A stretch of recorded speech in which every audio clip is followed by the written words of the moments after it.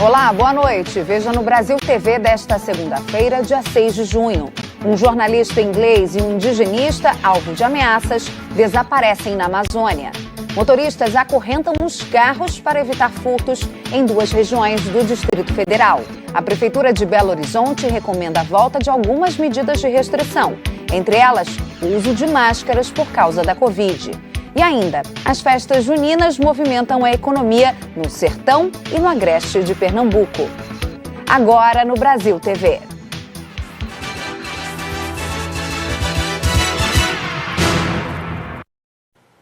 A Polícia Federal foi acionada para investigar o desaparecimento de um jornalista inglês e um indigenista na região do Vale do Javari, no extremo oeste do Amazonas. De Manaus, o Leandro Guedes tem as informações. A Polícia Federal, inclusive, planeja fazer uma reunião com o Ministério Público Federal ainda hoje, e essa reunião deve ocorrer em Brasília justamente para apurar e discutir sobre esse desaparecimento. Há mais de um dia, os dois trabalhadores não mantêm nenhum tipo de contato. Isso preocupou bastante as pessoas que têm ligação direta com eles. De acordo com o jornal inglês The Guardian, em que o jornalista Dom Phillips trabalha, ele e o indigenista Bruno Pereira, da Fundação Nacional do Índio, a FUNAI, fazem expedições juntos no Vale do Javari, região que faz fronteira com o Peru desde 2018. Os dois se deslocaram para uma localidade chamada Lago do Jaburu para que o jornalista fizesse algumas entrevistas com os indígenas. A União dos Povos Indígenas do Vale do Javari divulgou inclusive nota afirmando que Bruno e também o Phillips vinham recebendo ameaças na última semana. E a associação, inclusive, frisou que outras ameaças já vinham sendo feitas a membros da Univaja e que a Polícia Federal, o Ministério Público Federal e também esse Ministério Público Federal em Tabatinga e o Conselho Nacional de Direitos Humanos já haviam sido notificados. A União dos Indígenas do Vale do Javari, inclusive, informou que já enviou algumas equipes, 2 equipes até a região, possivelmente onde os 2 trabalhadores desapareceram, mas nenhum vestígio foi encontrado. Já o Ministério Público Federal de Tabatinga informou que já abriu um procedimento e que vai fazer uma avaliação para a abertura de um inquérito sobre esse caso. Já o The Guardian informou também que tem mantido contato direto com a Embaixada Inglesa aqui no Brasil e também com as autoridades locais, justamente para acompanhar a celeridade sobre a apuração dos fatos desse desaparecimento. Maria Laura Canineu, diretora do escritório brasileiro da ONG Human Rights Watch, divulgou uma nota em que afirma que é extremamente importante que as autoridades brasileiras dediquem todos os recursos disponíveis e necessários para a realização imediata das buscas de Dom Phillips e também Bruno Pereira, a fim de garantir o quanto antes a segurança dos dois. Moradores de baixa renda de um condomínio do Minha Casa Minha Vida, na zona oeste do Rio, dizem que milicianos armados de fuzis estão indo de casa em casa, cobrando taxas de condomínio para o crime. 1.400 apartamentos. Aqui moram famílias de baixa renda que juntaram a economia de uma vida toda para realizar o sonho da casa própria. E também pessoas que viviam em áreas de risco e precisaram ser realocadas. O condomínio tem preço popular, R$ 70. Mas de um tempo para cá, milicianos armados decidiram cobrar uma taxa de condomínio do crime. Estou sendo extorquida pelos milicianos porque estão me cobrando na minha porta. Eu estou com medo. A cobrança do condomínio ilegal do crime não vem em boletos, vem de porta em porta com homens armados. Os moradores estão com medo dos milicianos porque eles vêm de porta em porta com fuzil, entendeu? Para cobrar com o valor de R$ 70 aos moradores, condomínio. A gente já pagou o condomínio no Carneiro, no Cisco. Os milicianos estão vindo de fuzil e de pistola, cobrando os condomínios. E tem moradores que estão com o condomínio em dia, eles estão vindo, batendo e falando que é miliciano, que estão vindo cobrar os condomínios. Em 2019, a Polícia Civil prendeu 2 pessoas acusadas de fazer parte de uma quadrilha que ocupava e vendia apartamentos do Minha Casa Minha Vida, na colônia Juliano Moreira. Os investigadores dizem que eles se passavam por corretores para mostrar os imóveis. Na época, 53 apartamentos haviam sido vendidos ilegalmente pela quadrilha. De lá para cá, enquanto o Estado não age para garantir a segurança de quem mora aqui, só resta fugir. Isso é inadmissível. Tem gente se mudando, como eu também estou me mudando por causa disso. Todo mundo está ficando com medo. Aí vendi a refúgio, aí a gente está com medo aqui. Eu já estou me mudando já com meus filhos já. Aí a gente não sabe o que mais faz. Então, para onde ir? A Polícia Civil do Rio diz que existe uma investigação que está sob sigilo. E a Polícia Militar disse apenas que atua na região e desenvolve ações para coibir crimes relacionados a milícias. Agora, olha essa história. A falta de segurança nas ruas do Distrito Federal tem levado motoristas a adotarem uma prática inusitada: acorrentar os carros para evitar furtos. Há 6 meses, o Adilson deixou o carro em um lava-jato no PSU e levaram o carro dele. Dá o seu sangue, a gente consegue um dinheirinho suficiente para comprar um carro e do nada uma pessoa vai lá e tira nesse sonho. Até hoje, o carro não foi recuperado e os casos se repetem pelo DF. Do alto de um prédio na QS1 de Taguatinga, uma moradora fez o flagrante. O cara roubando os carros ali no estacionamento do pessoal que está fazendo prova do concurso. Ele está olhando um por um dos carros. No mês passado, o carro do João foi levado de dentro do condomínio onde ele mora, em Vicente Pires. As câmeras de segurança do prédio registraram a ação. O carro foi encontrado abandonado no dia seguinte no Guará. Mas o prejuízo com as ferramentas levadas foi de R$12 mil. Recuperei o carro um dia e meio depois. Então agora eu estou assim, frustrado e traumatizado, né? Por isso eu amarro corrente hoje nas rodas e até no poste da garagem. E parece que virou moda. Na Avenida Dom Bosco, no Núcleo Bandeirante, pelo menos 2 carros passam a noite assim, correntes presas na árvore e também no carro. Isso para evitar que eles sejam levados por criminosos. E detalhe, o estacionamento fica nos fundos da delegacia da cidade. Só nos primeiros 4 meses deste ano, 544 veículos foram roubados ou furtados aqui no DF, de acordo com a Secretaria de Segurança Pública. E o número de furtos dentro de veículos é ainda maior. Já são mais de 2.400 ocorrências contra menos de 2.000 no mesmo período do ano passado. Ou seja, houve um aumento de 23,8%. A Polícia Militar diz que já recuperou este ano 987 veículos roubados ou furtados e dá dicas para evitar esse tipo de crime. Na hora de estacionar o seu veículo, dê preferência para estacionamentos pagos, estacionamentos mais seguros e não deixe nenhum objeto dentro do carro. A polícia prendeu uma mulher suspeita de injúria racial contra uma família dentro do metrô em Belo Horizonte. Isabelle voltava da feira da Afonso Pena com os pais e uma amiga de metrô. Era para ser um dia especial. A gente foi comprar sapato, minha amiga também foi comprar umas roupas, que eu vou fazer umas fotos de casamento. E a gente estava todo mundo feliz, todo mundo rindo. E a gente se depara com uma pessoa dessa. Dentro do vagão, ainda na região central de Belo Horizonte, a mulher identificada como Adriana Maria Lima de Brito, de 54 anos, começou a cometer injúria racial contra a família.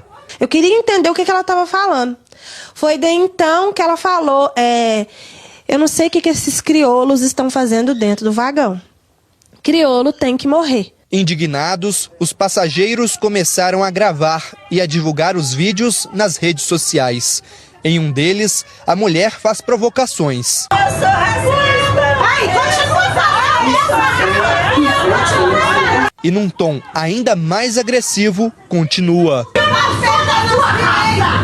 Eu não sou da sua raça! Os passageiros ficaram revoltados com a situação. A confusão continuou. E aqui na estação José Cândido da Silveira, os seguranças da Companhia Brasileira de Trens Urbanos, a CBTU, entraram no vagão. Pediram para que a mulher saísse, mas ela se recusou. Uma viatura da Polícia Militar foi chamada. A agressora e as vítimas foram encaminhadas para uma delegacia de plantão da Polícia Civil. Antes da chegada dos militares, a família não acreditava no que estava acontecendo. Nos tempos de hoje, isso não é aceitável. E ninguém vai aceitar isso não. No boletim de ocorrência, as testemunhas contaram que Adriana Maria Lima de Brito começou as agressões às vítimas, usando as palavras como, abre aspas, negros fedidos, crioulos fedorentos, raça impura. Vocês não poderiam estar no mesmo ambiente que nós. Vocês deveriam ter descido do metrô, pretos fedorentos. Fecha aspas. No mesmo boletim, a suspeita informou que a discussão começou de ambas as partes e que as supostas vítimas arremessaram água contra ela. Segundo a Polícia Civil, Adriana de Brito foi encaminhada para o sistema prisional. A família espera que a agressora seja punida. Por mim eu não estava ligando, mas como ela estava ofendendo meu pai e minha mãe, aí eu fiquei nervosa. Mas na hora eu fiquei sem reação. Então ficou aquele misto de tristeza e raiva ali na hora. Eu me senti... eu não sei nem o que te falar, viu? Eu fiquei muito triste na hora. Num país desse que a gente vive, 2022, ainda ter essas coisas, as pessoas fazendo isso com a gente. Nós somos ser humano igual a todos. Inacreditável e inaceitável também, né? Polícia Civil de Alagoas divulgou hoje novas informações sobre o roubo milionário na casa do influenciador digital Carlinhos Maia. Ontem o Fantástico divulgou imagens que mostram os ladrões invadindo o prédio. Oi, Lilian. Na manhã desta segunda-feira, a Polícia Civil realizou uma entrevista coletiva onde trouxe mais informações sobre o furto ao apartamento do influenciador Carlinhos Maia. De acordo com os delegados que conversaram com a imprensa, a dupla que invadiu o apartamento tinha informações privilegiadas sobre falhas no sistema de segurança do condomínio.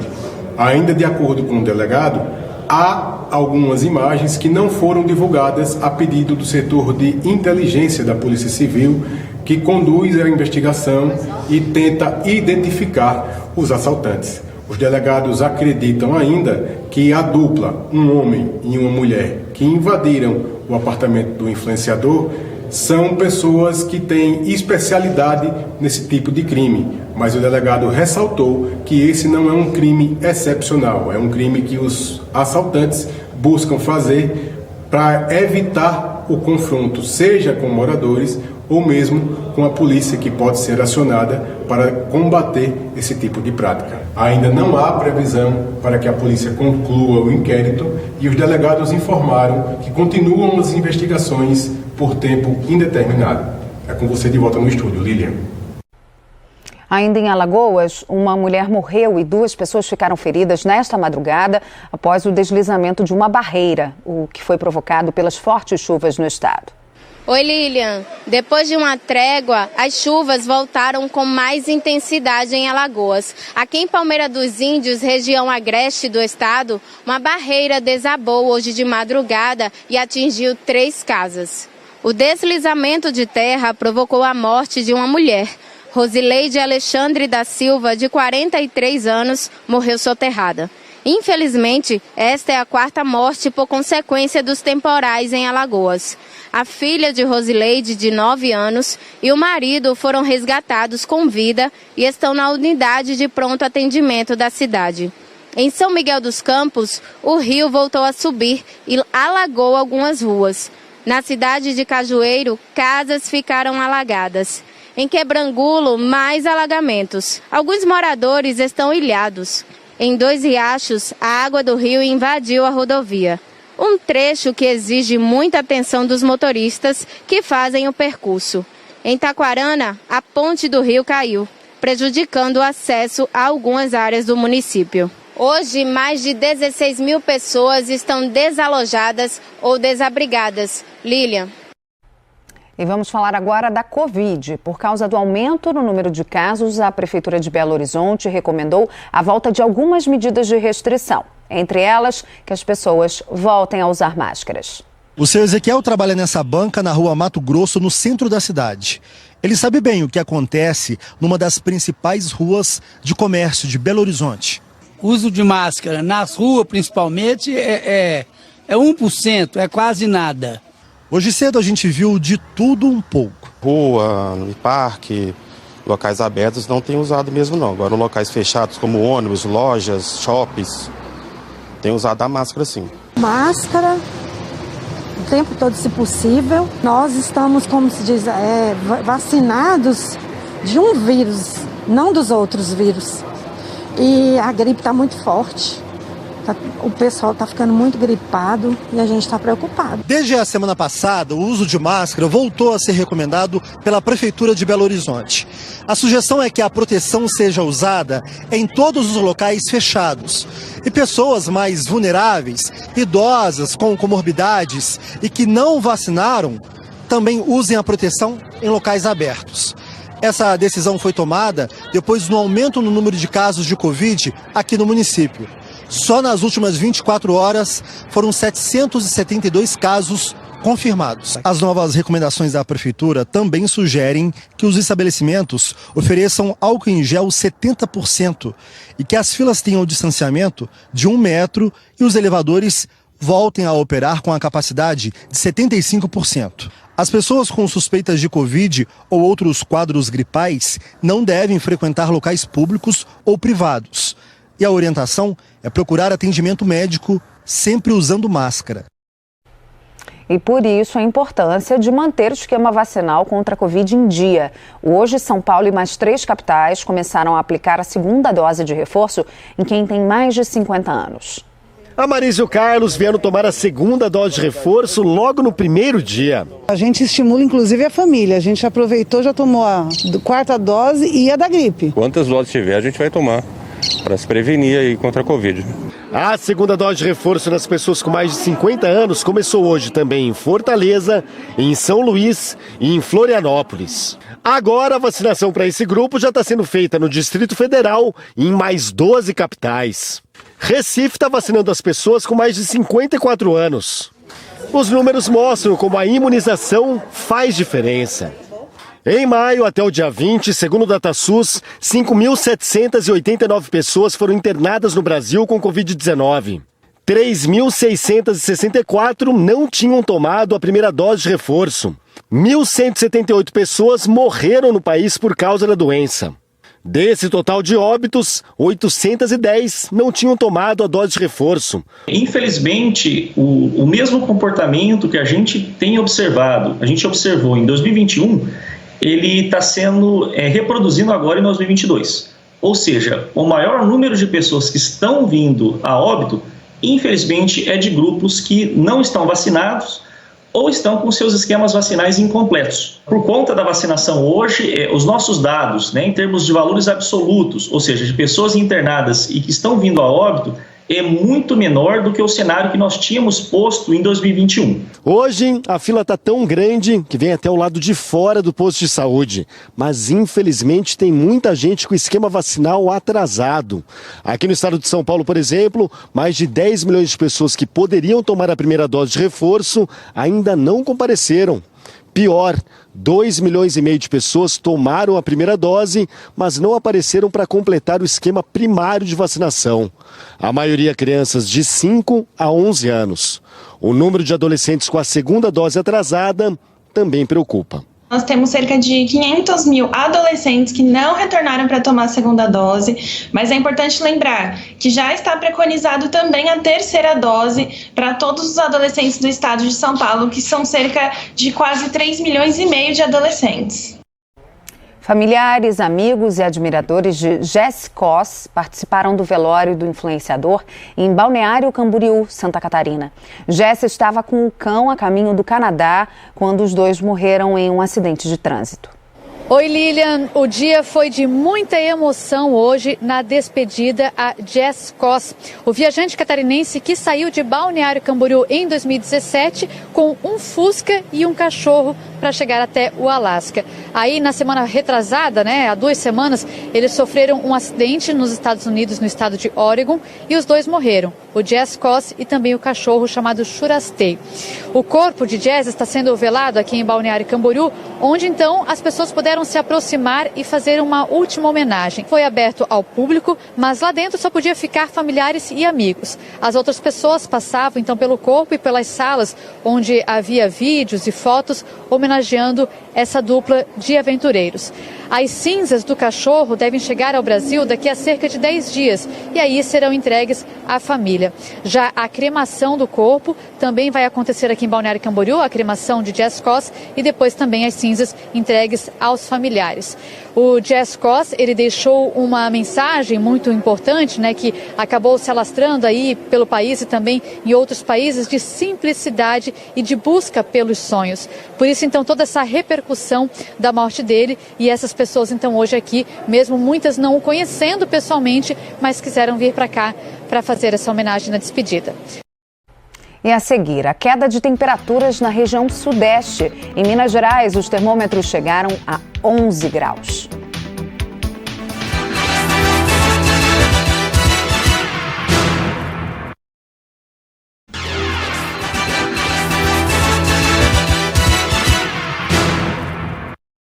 Brasil TV de volta e falando da volta do frio na região sudeste.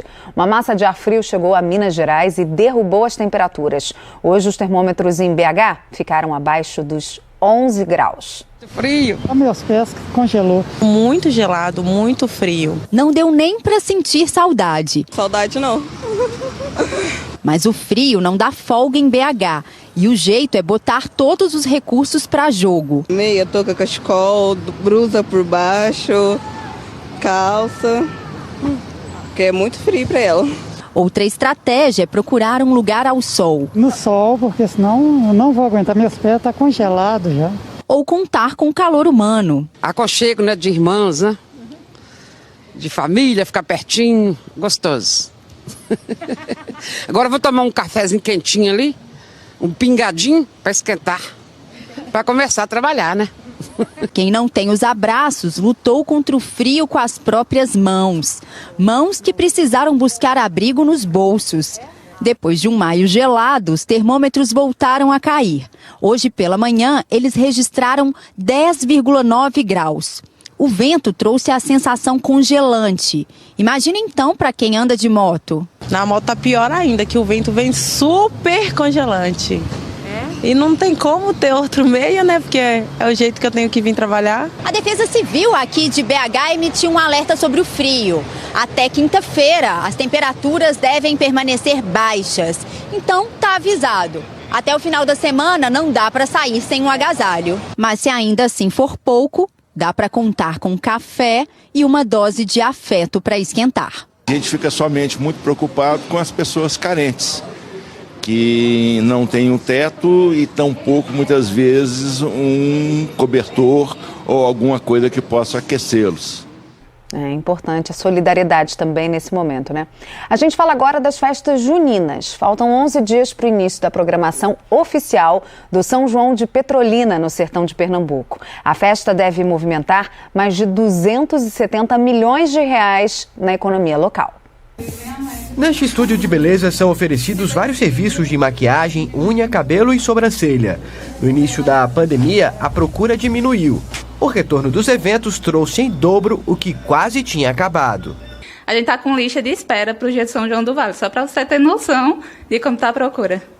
E falando em retorno dos eventos, a agenda do estúdio de beleza nos dias do São João de Petrolina já está lotada. As reservas começaram em março, quando a programação oficial foi liberada. Assim que começou, lançou a programação, acho que nem o camarote foi tão rápido. Porque a gente, assim, abriu a agenda, já tem datas como dia 25, 22, que é mais lotado, que a gente já não tem vaga, tem fila de espera, aguardando aí para ver se surge uma vaguinha no atendimento. Reservas antecipadas também neste hotel recém-inaugurado. São 30 suítes que deverão estar totalmente ocupadas em todos os dias de programação do São João de Petrolina. O dono Diogo diz que a agenda já estava fechada há cerca de 30 dias. Foi um início com o pé direito, né? Então a gente está muito satisfeito. Foi uma entrada que numa data muito favorável. Desde o dia 25 de abril já começaram as procuras e hoje a gente está com o hotel praticamente lotado. Em Caruaru, no agreste de Pernambuco, São João também voltou depois de 2 anos. A festa vai até o dia 2 de julho e deve levar cerca de 3 milhões de pessoas à cidade. Bem quentinho, com aquela fumacinha. Mas já pensou a calma do café da manhã ser interrompida por isso? Eu esse ano eu vou embora pro sertão, pra No São João de Caruaru é assim. Turista já acorda no embalo de um trio pé de serra e de uma quadrilha. É uma alegria inenarrável assim, de a gente estar aqui participando, né, dessa festividade.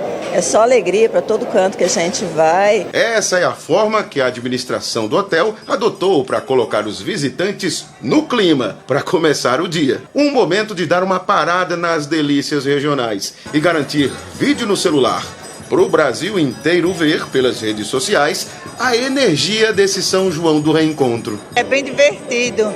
Você grava, mostra para a família, é massa. Depois é terminar, se garantir no prato, para ter força e forrosar. Tudo é novidade, dobradinha, pamonha, canjica no café da manhã, para mim isso é novidade. Arretado é ver esse casal de Santa Catarina com todo o gosto no forró. É, Valmir botando pegado. Estamos aqui para cultuar essa festa. E os planos? Hoje nós vamos para o Alto do Moura, né? Vamos passar o dia lá. E milhares de pessoas tiveram o mesmo pensamento neste domingo. O Alto do Moura foi generoso com visitantes de todo o país. Eles que fizeram questão de aproveitar o pontapé inicial desse polo junino no São João 2022. Rua Mestre Vitalino de braços abertos. Para quem veio apreciar a culinária nordestina, a história e o artesanato na Casa Museu Mestre Vitalino e o forró, que é indicado desde cedo. Miguel, de 8 meses, teve que acordar. Opa, menino, se liga que tem aula do papai. Assim, na calma. Que é a cultura, né? Cultura do nordestino, né? Isso é muito importante pra gente. Brasil TV fica por aqui. Outras notícias logo mais no Jornal Nacional, às 8h30 da noite, hora de Brasília. Excelente noite para você. Até a próxima.